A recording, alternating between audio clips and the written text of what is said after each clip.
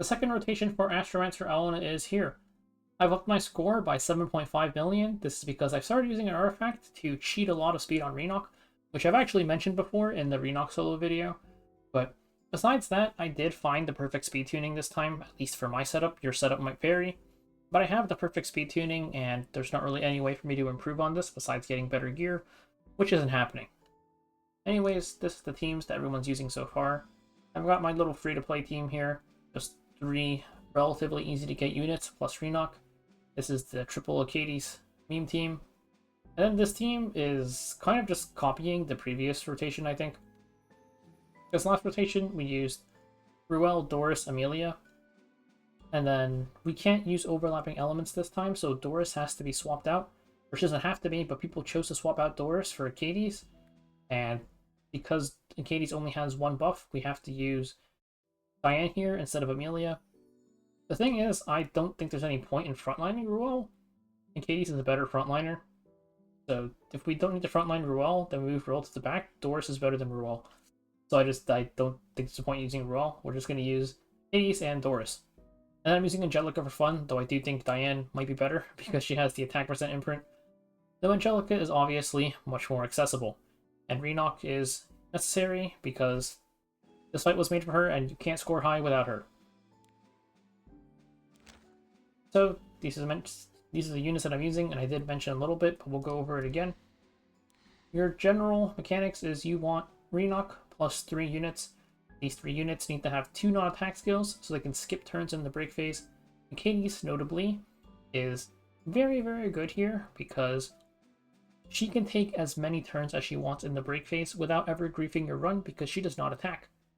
These 2 units need to take exactly 2 turns. On the 3rd turn, they'd have to use S1, and bad things will happen.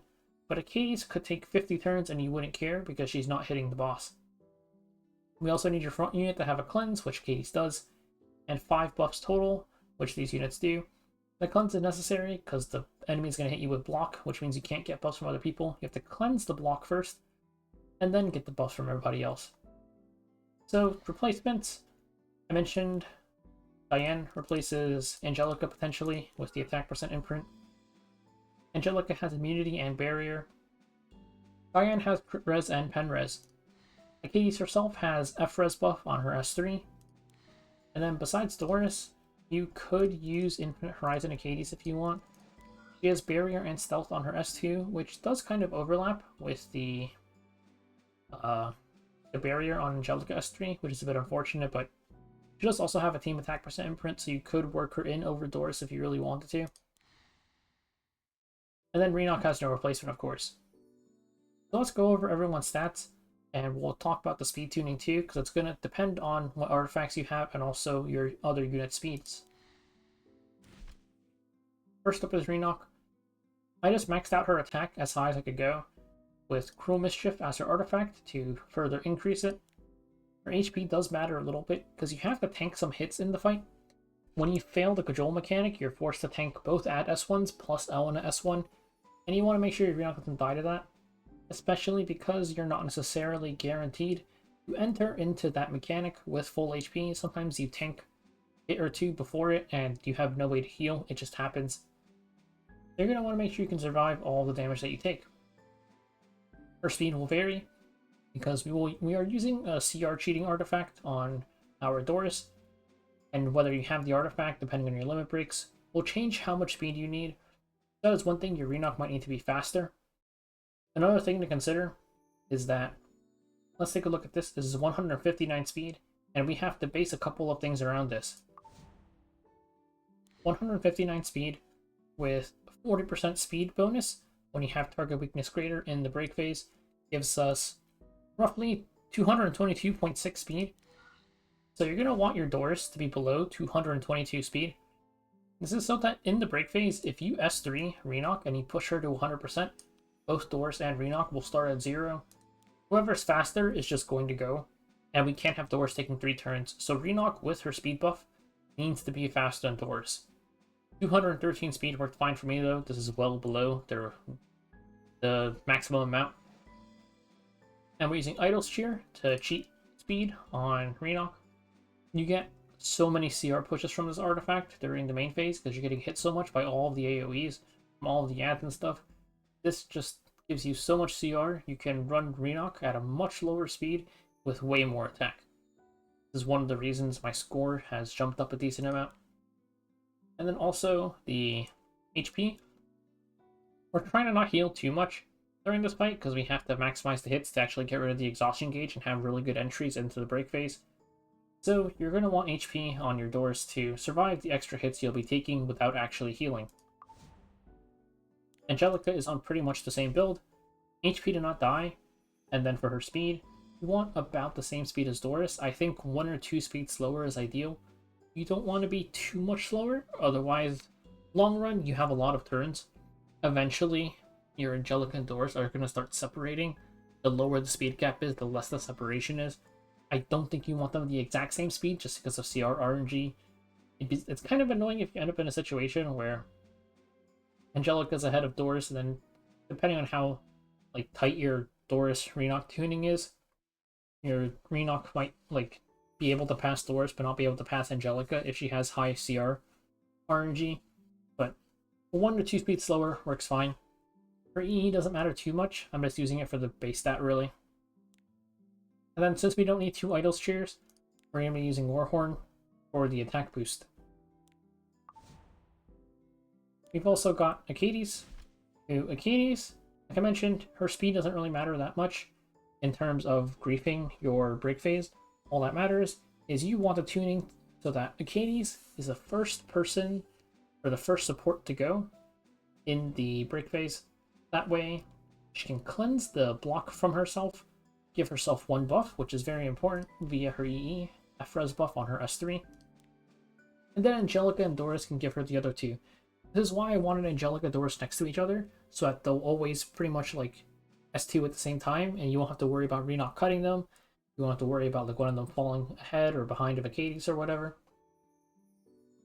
So I just gave her a random speed and it worked out. 241 works on the setup. Decent amount of HP so that we don't die from all the hits we're taking. And then Heart of Small Miracles for the attack boost. That is it for my setup and all the stats. And now we can take a look at the run.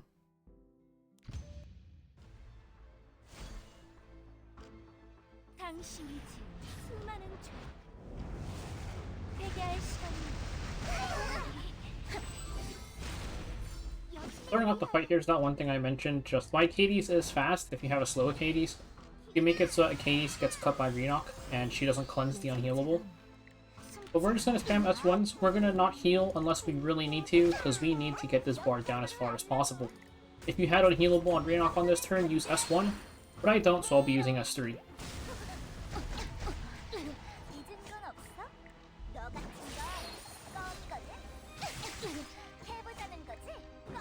Pretty much every time Rinak takes a turn, you're just going to do her full cycle.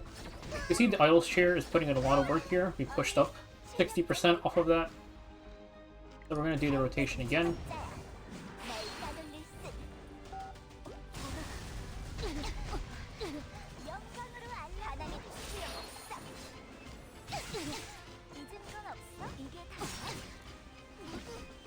We're not going to heal just yet.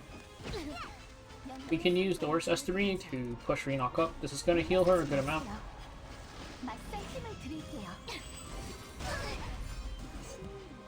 And we're just going to S1 now.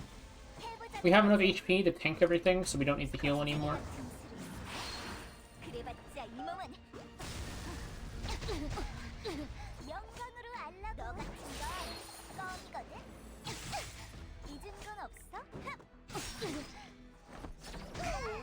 This is part of why my Achates is fast, to get this 1 extra hit in, to get 30% before she uses S2. Though if your Achates was slow at the start, your Rinak would do the extra hit herself, because she'd get the extra turn from the unhealable.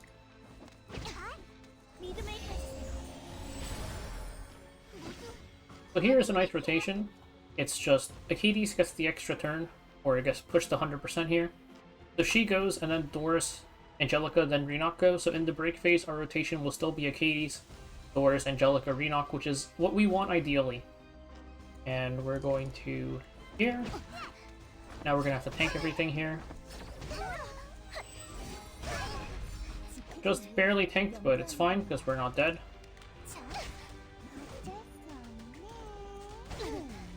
15% is our ideal entry. We're going to S1 since we have the debuff on us, and now we can S3.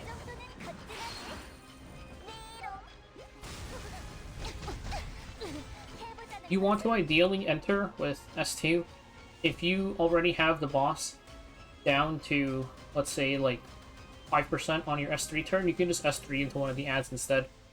And now we're going to S2 Alena, and we enter the break phase.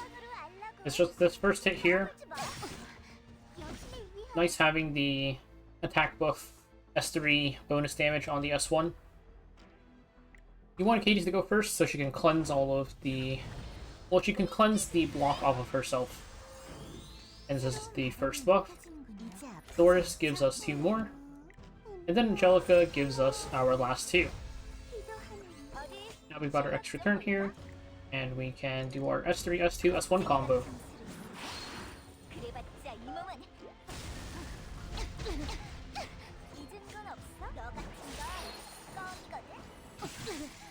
And we can see how much this hits for.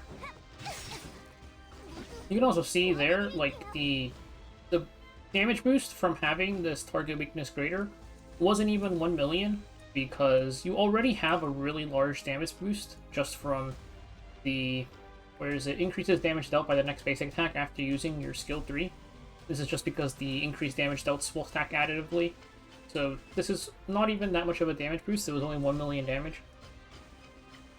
That is why it's so important for you to get that initial S1 here if you're trying to maximize your score. We're going to Achates S2 into herself to skip her turn. And then, this is actually speed RNG. Usually Doris goes here first, and I would just Doris S3 into Rinak.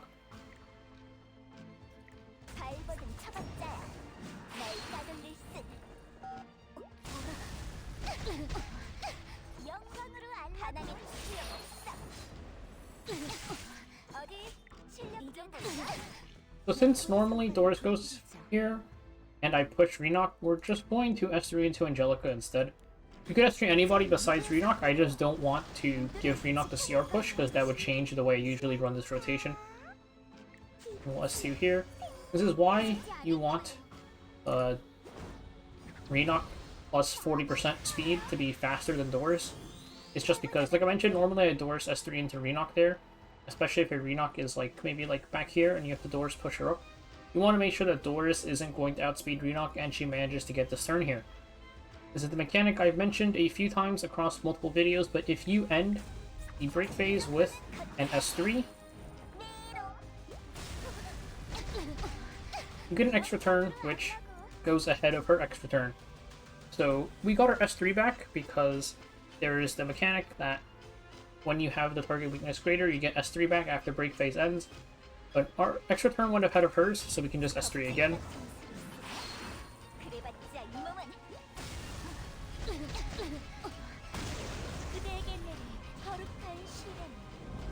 We got another extra turn, but Elena's queued first, so she goes.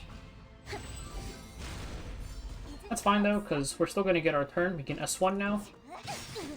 And we get our S3 back due to the -1 turn decrease, so we can S3 again.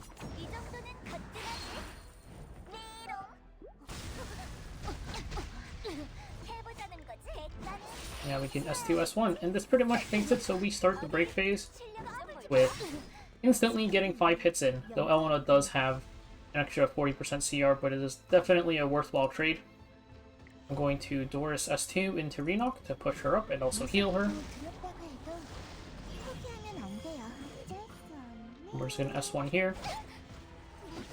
I'm not going to Achates S3 just yet. I'm going to hold it just because we can tank everything fine, and I want Rinak to take a little bit of damage before I use Achates S3 for the healing. That little trick at the start with the 5 hits makes it much easier for us to clear the second and third phase, even with lower speed on our Rinak. And also, our Angelica and Doris are also relatively low speed.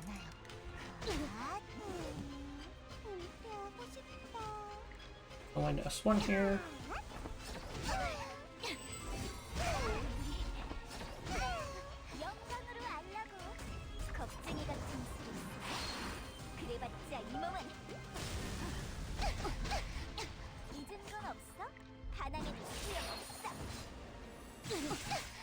We are a little bit ahead of schedule here. We only really needed her to be at 30%. We're going to Achates S3 here for the healing.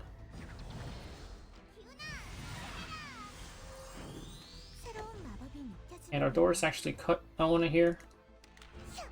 It's still fine, because we're still going to maintain the turn order. Achates is faster than Doris. And here we are going to just S1.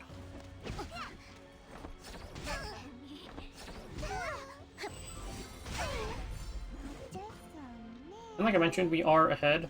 We don't need to... I mean, I'm just going to S1, but I'll show you the thing. It's just... You can S3 into... We have to S1 Alena first. Or I guess you could have S1 the little guy too, but one of your hits is going to want to go into these guys.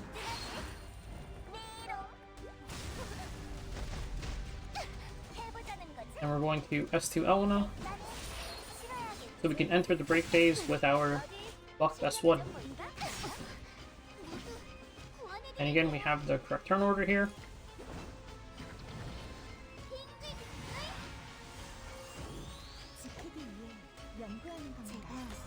Same thing, we're just buffing up now. We got our extra turn, and we'll just do our rotation.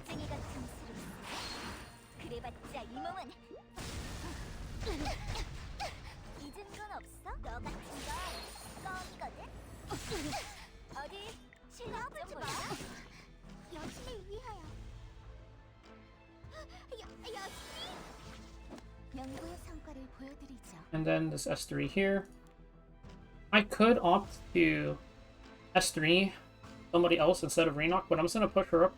If you, like, let's say you're using Diane instead of Angelica and you find yourself needing the healing because Diane doesn't heal herself, you should know how much faster Rinak is than Doris. You should know how much CR she's going to get. For example, we can push Rinak here and we'll see where Doris is by the time Rinak takes her turn after this, because they're going to be both 0 CR now.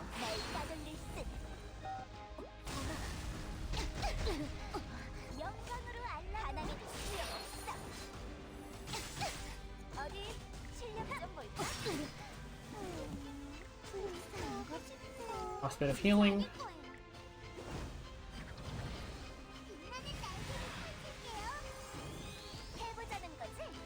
So here we can see Rinak, every turn she gets is going to be about 5% faster than Doris. So before we had a 4% separation between them, so Rinak would have cut Doris even if I Doris S3'd Angelica for healing. This is just something you're going to want to keep in mind. If you need to fix this, you can either speed up Rinak or slow down Doris a little bit. But again, we'll do the little trick here. We're going to S3.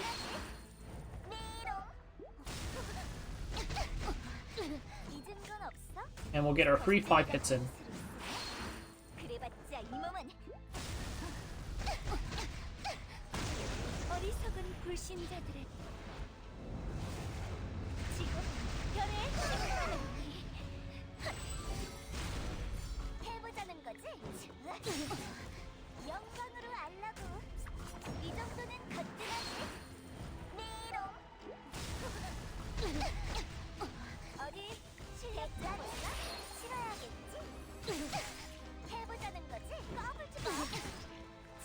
Same thing as before, we're going to push up Rinak here.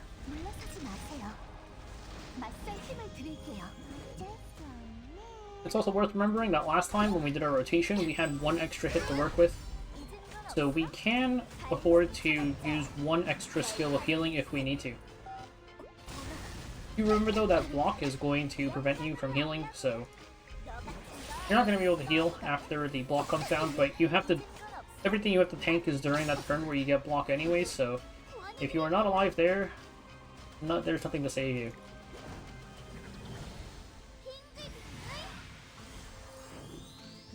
We'll heal up here. And there's no point in healing with Angelica here because, well, Rinak is full HP, so we're just going to S1.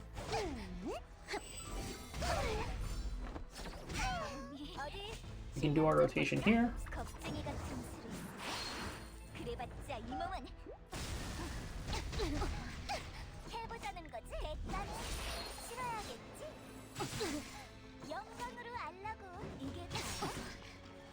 And what I'm going to do is I'm going to Achates S2 into Rinak. It's going to heal her a little bit, but also just block this attack. It gets stripped, but it did block the damage at least, which is very important.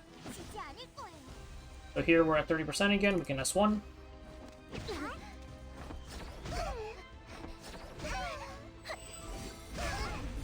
And that Achates S2 definitely did save us.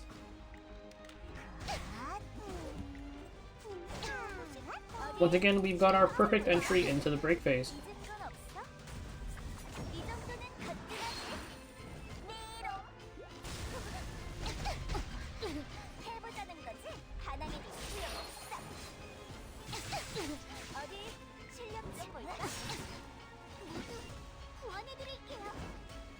Cleanse the block, get our first buff.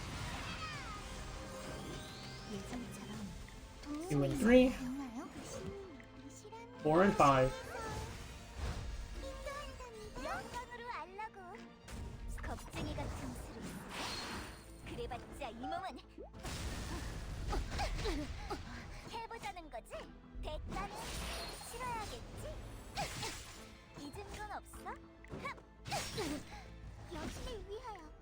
And this is pretty much the same as usual. We're just gonna have to stall everything out. This time we're 9% back, so we kind of do have to push up Rinak here, otherwise Doris would cut Rinak on the next turn.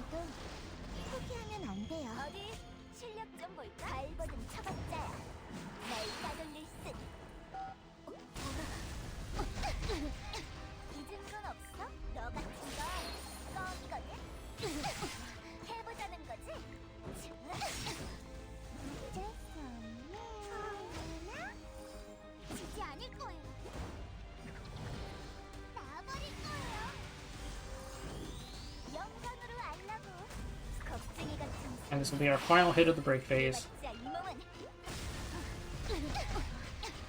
know the fight is over, but we've got one last S1 to use. We're going to use S1 just because we have the enhanced damage from using skill 3. This is going to be our highest damaging move. An extra 450k.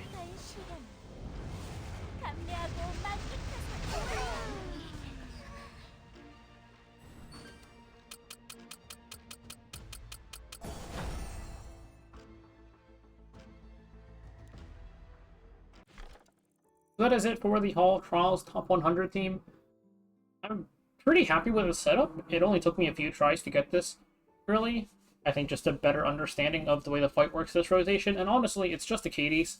Like, Achates being able to non-attack skill every single turn means I really don't have to think about what speed she is, in terms of, oh, I'm gonna have to cut Rinak or whatever, because when you're doing it with, like, Roll and Diane, it's really annoying having to deal with the fact that you might cut Rinak, but Achates just, as long as she cleanses before Angelica and Doris goes, it doesn't matter.